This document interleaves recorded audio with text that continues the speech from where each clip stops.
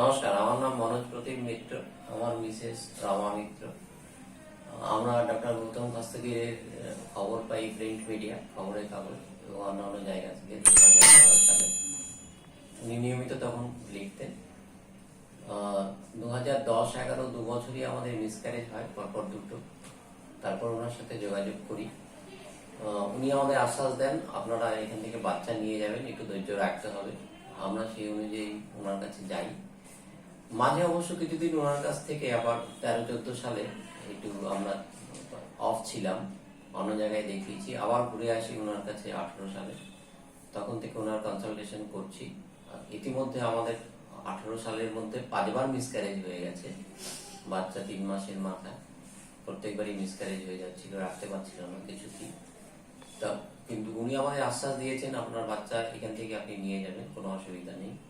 তারপরে শেষে এই 2019 সালে আমরা আইভিএফ পদ্ধতির মাধ্যমে ওনার কাছে বাচ্চার জন্য প্রথম ই করি এবং প্রথম চান্সেই এটা পজিটিভ আমাদের আসে এবং আমরা খুব খুব টেনশনেই ছিলেন বলতে পারেন।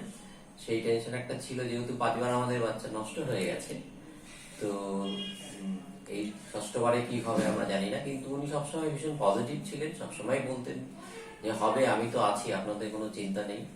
তো আমরা সেই অনুযায়ী এগিয়ে গেছি। মাঝে মাঝে ছোটখাটো কিছু প্রবলেম ছিল, বারবার আমরা কলকাতায় আগে দেখাতাম, পরে বাড়তে এখানে যখন শুরু হলো তখন চন্দননগর বাড়তে, তখন চন্দননগরই, যেহেতু আমাদের বাড়িটা নৈহাটিতে, চন্দননগর আসাটা সুবিধা, আমরা আসতাম। এবং এখানে চন্দননগর টিমের যারা টিম ডক্টর আছেন কিংবা যারা এখানকার স্টাফরা আছেন, তারা অত্যন্ত সহযোগী এবং অত্যন্ত সহমর্মী বলতে পারেন। আমাদের সাথে খুব ভালোই ব্যবহার করেছেন, সবসময় ভালো ব্যবহার পেয়েছি। আমরাও চেষ্টা করেছি যথাসাধ্য তাদের সাথে ভালো ব্যবহার করার। এবং অবশেষে 21শে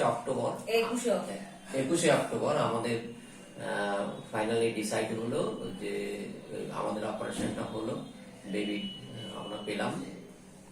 আমাদের একটি সুন্দর ফুটফুটে মেয়ে হয়েছে এবং ওই সময় ডক্টর কাস্তগীরের হাতেই আমাদের করার কথা ছিল, কিন্তু ঘটনাক্রমে 7 দিন আগে হয়ে গেছে, অন্য ডাক্তার করেছেন। কিন্তু কাস্তগীর সাহেবের সাথে দেখা হয়, আমরা ওনার কাছে কৃতজ্ঞ এবং এখানকার টিমের প্রত্যেকটি সদস্যের কাছে আমরা চিরকৃতজ্ঞ থাকবো ওনাদের পরিষেবার জন্য।